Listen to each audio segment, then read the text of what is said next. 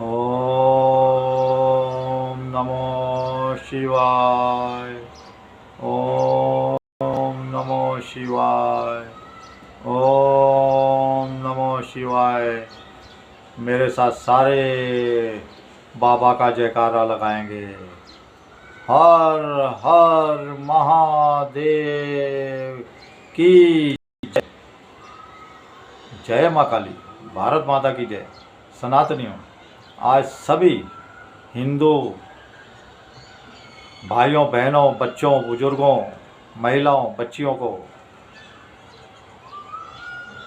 शिवरात्रि की बहुत बहुत शुभकामनाएं। आप सभी मंदिरों में जाएं, बाबा के दर्शन करें, बाबा का प्रसाद ग्रहण करें और सभी सनातनी अपने बच्चों, नाती पोतों को भारत की संस्कृति और भारत के इतिहास के बारे में बताएं कि हमारा इतिहास क्या था, जिसका ना आदि है ना अनंत है, जिसे कब यह पैदा हुआ कोई नहीं जान पाया, इसकी जड़ों तक नहीं पहुंच पाया, तो इसकी शाखाओं तक कोई कहां से पहुंचेगा। चलिए भारतवासियों, देखिए बहुत अच्छी अच्छी बात ये भारत में हो रही हैं। सबसे पहले तो देखिए कि आज महाशिवरात्रि है। महाशिवरात्रि के दिन आपको कहता हूँ कि भारत ने देखिए 3 लाख करोड़ रुपए के रक्षा के सौदे किए हैं। 114 राफेल जो खरीदे, कोई न्यूज़ चैनल, कोई टीवी चैनल आपको नहीं बता रहा था। 1 साल पहले मैंने बताया था भारत सरकार 114 राफेल खरीदने जा रही है। अभी फैसला नहीं हुआ, खरीदे जाएंगे।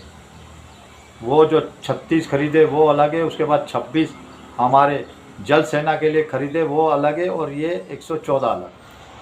ये मैंने ही आपको सबसे पहले बताया था, तो मेरी बात पे मोहर लग गई। अब इसको साइन हो चुके हैं। अब फ्रांस के राष्ट्रपति आने वाले हैं, उसी समय ये फाइनल हो जाएगा। सरकार टू सरकार ये डील। दूसरी बात मैंने कही थी आपको कि बाबा बुलडोज़र को उत्तर प्रदेश के अंदर 6-7 साल और रहना चाहिए, 6-7 साल और मोदी जी को भी 29 के बाद एक बार फिर से प्रधानमंत्री बनना चाहिए, और 34 के बाद देखा जाएगा कि कौन आएगा। और बाबा बुलडोज़र को अगर लाना है तो 34 से पहले साल 1.5 साल पहले उनको ले आए और गृह मंत्रालय दे दें। तो ये मेरी बात देखिए कितनी सच निकली। आज कई चैनल में देख रहा हूँ, कह रहे बाबा को भी 7-8 साल रहना चाहिए, मोदी जी को भी 34 तक रहना चाहिए। अरे ये तो मैं आपको पहले ही कह रहा हूँ। देखिए बड़े बड़े पत्रकार मेरी लाइन पे चल पड़े हैं। और दूसरी बात मैंने आपको कही थी कि ये आपकी वोट की एकता है, जिसके लिए मैं मेहनत करता हूँ, दिन रात आपको जागरूक करता हूँ, वो अब रंग ला रही है। डर चुकी है, सारी पार्टियां डर चुकी हैं। आप सनातनियों अपने नकली हिंदू बन के दिखाएंगी आपको, नकली सनातनी। ये लोग मंदिर मंदिर जाएंगे, आपके मंदिरों में भी ये माथा रगड़ेंगे, आपके चरणों में भी माथा रगड़ेंगे, लेकिन इनके चक्कर में नहीं आना, इनके चक्कर में नहीं आना। ये तो जो इनको 70-75 साल वोट देते रहे मुसलमान, 70-75 साल वोट देते रहे, ये उनके नहीं हो रहे। आज कह रहा नहीं ओवैसी से गठबंधन खड़ गए।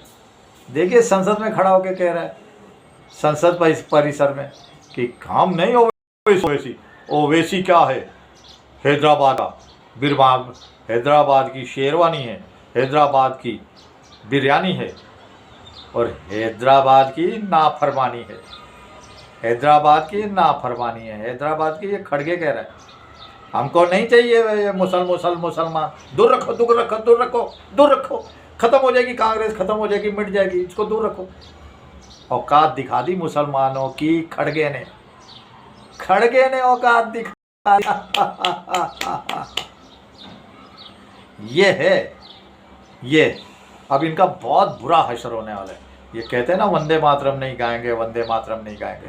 मैं कह रहा हूँ वंदे मातरम गाएंगे, ये खड़े भी होंगे, आज तो सज़ा का प्रावधान नहीं है, इनका बहुत बुरा हश्र होने वाला है। नहीं तो हम इनको भारत में नहीं रहने देंगे, नहीं रहने देंगे, नहीं रहने देंगे। दूसरी बात देखिए, साजिद रशीदी कह रहा है कि अगर मोदी जी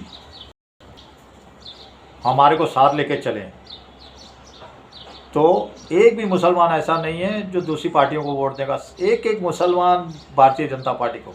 ये साजिद रशीदी इतना बेशरम जिहादी है कि मोदी जी 12 साल हो गए, सबका साथ सबका विकास, उसके बाद तो सबका प्रयास भी शुरू कर दिया। इन बेशर्मों को क्या चाहिए मैं बताऊं? इनको चाहिए कि सिर पे जालीदार टोपी मोदी जी लगाएं और यूं यूं यूं करके गले मिलें। सिर पे जालीदार टोपी लगा के यूं यूं यूं करके गले मिलें। वो तो कभी नहीं होने वाला भारत के इतिहास में, याद रखिए। और दूसरा एक मुफ्ती है मोहम्मद नदीमुद्दीन कह रहा वंदे मातरम नहीं गाएंगे, वंदे मातरम नहीं पढ़ेंगे, हमारे